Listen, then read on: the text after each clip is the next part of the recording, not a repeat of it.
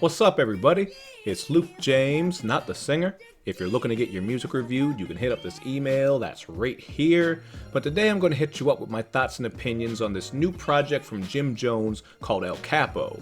Now, Jim Jones, of course, is known for the great work he put in with the Diplomats back in the early 2000s, and he has had a pretty good solo career as well. I think everyone out there knows the song We Fly High, had all of us out there saying, "Ballin'!"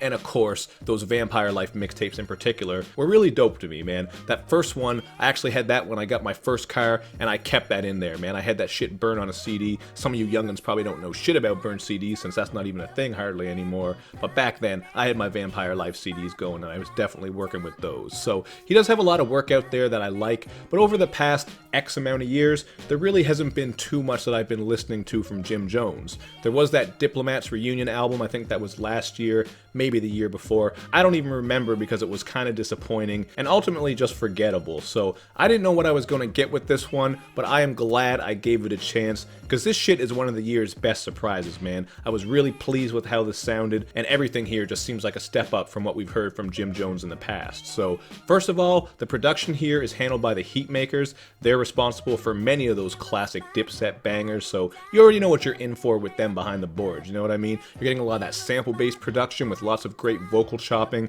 very heavy percussion, and interesting drum patterns. They were just killing it all over this one with the production, so you're going to hear me talking about the beats as we go on.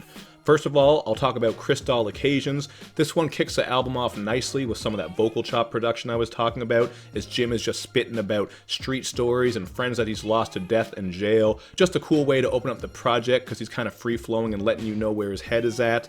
And then on the next track, Love of the Hustle, we're getting this beat that's very slinky and it just builds up slowly. I think the bongos on it sound great. You're also getting these background vocals that are tied into the beat, so that sounded really cool.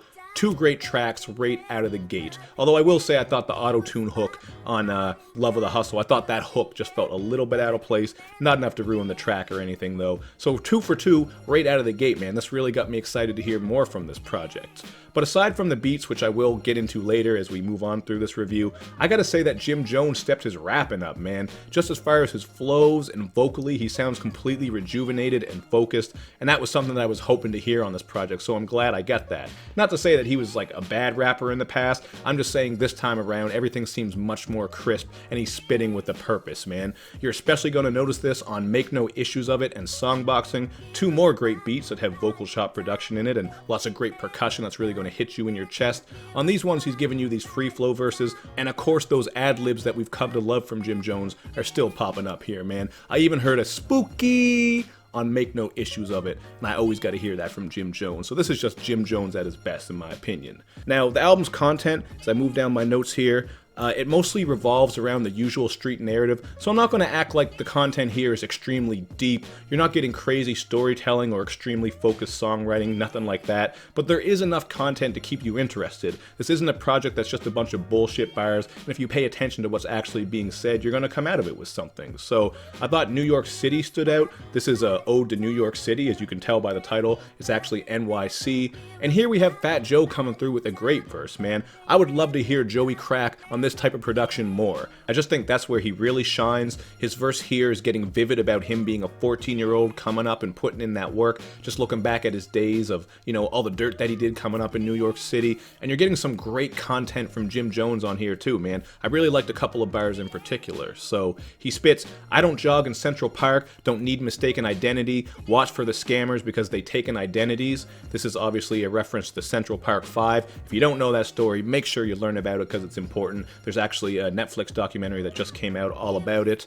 And he has another good line where he says, "There's 8 million stories on a daily basis, niggas chasing dreams or catching scary cases." I just think him and Joey did their thing on this, man. Really getting those hard New York vibes. They're coming through rapping about what they've experienced and what they've seen. Really great track, and there's plenty of them all over this album, man. That song actually ends with a bunch of news clips about various celebrities and well-known people who have died, including Tupac and Nipsey Hussle, and that sets up the next track, Good Die Young, perfectly, because you are getting some of that content on there. Very introspective track where Jim is just reflecting on various obstacles he's faced, and he has a bar about how he sees so much misguided youth and talent when he's riding through the hood. I thought that was another great line because I think that's something we can all relate to. We all know people who, if they would just focus on something, they could probably do better. but for whatever reason they're caught up in bullshit, or they just don't have that outlet to really take their talents to the next level. So, like I said, man, the shit isn't overly focused, like you're not getting crazy songwriting here, but there is stuff that you're going to pick up on, and I really think Jim Jones did a good job of getting introspective and bringing some insight throughout these songs, man. A lot of street shit, but some real shit going on as well. Now, since I did mention some of the features here, well, just Fat Joe on NYC, I gotta shout out Mark Skibilia, I hope I'm saying your name right, who comes through with great vocals all over this thing, man. You're gonna hear him popping up on all kinds of songs, and he kinda has this raspy, old school voice, man. He sounds like a sample without having to sample, so this is someone who I think could really do a lot of work in the hip-hop game. Hopefully we'll hear more of him moving forward, because he was doing this thing on this project. In particular, you're going to hear him on Good Die Young, that song I just talked about, and you're also going to hear him on State of the Union, where Jim Jones is giving you some of his political ideas. You know, he describes himself as a Democratic with an automatic, he's calling out the MAGA crew, and laughing at the idea of building a wall, because no matter how high you build it, planes can go over top of it, man. They can even drop bricks over top if they want to. So I thought that was a pretty dope idea, just to hear Jim Jones speak on some of those things. You're also getting a Rick Ross verse on this song, but he doesn't really follow up with the content too much, you know what I mean? He's kind of coming through with that usual braggy boss shit you would expect from him. Certainly sounds good, but there wasn't much in the way of quotables or anything like that. But you do get plenty of other great features on here. We have Currency on Sports Car. He fits this beat perfectly because you're getting these uplifting vocal samples and the whole song is just about the finer things in life. And you get Jadakiss in top form on Don't Know What They Took Him For. This track is definitely one of my favorites, has a very smooth beat to it, the type of thing you could work with when you're riding around at night. Filthy Rich is also on the song with a pretty solid verse, but I thought Jada was in his bag on here, man. He just has that classic Jada sound that you would expect. Great lines on there.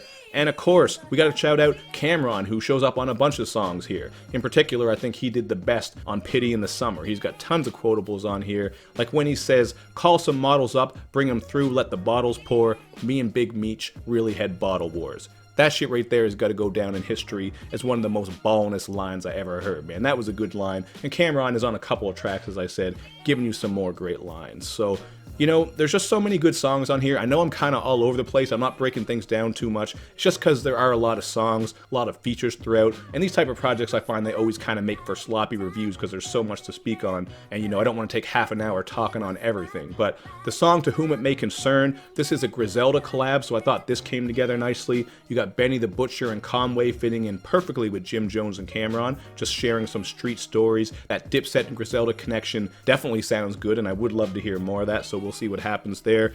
Great hook on this from Gordon Banks. Nice piano backdrop as well with some more of that vocal chopping. I really don't have a lot of complaints with this album, man. Really the only song I didn't like was Bread Right, and that's because that sample has been used so many damn times, man. I don't even know where it's from. I've just heard that used plenty of times and done better. Not really, you know, just not a great song in my opinion. I didn't like that one, and there's some over-the-top auto-tune that's just too heavy and sloppy on this song as well, so those things made it my least favorite track. But all in all, man, I'm going to go with a 4 out of 5 here, man. This was a really nice surprise. Not to say that I expect Jim Jones to drop garbage, because he's got projects and songs that I like for sure since the early 2000s to now. Like, he's been putting in that work, but this was way better than I expected it to be, especially based on that last Diplomats project I mentioned and just how it was forgettable and not really that good. But this shit is well worth your time, so especially if you like the Heatmakerz on production, if you like Jim Jones, if you like the Diplomats, do not sleep on this one, man. I think you're really going to like this, especially if you're an old head like me who came up through that era where we were getting this sound. So check it out for yourself, then hit me up in the comment section with your thoughts, and of course, make sure you do all that good YouTube and social media stuff where you show me love and you show me lots of it.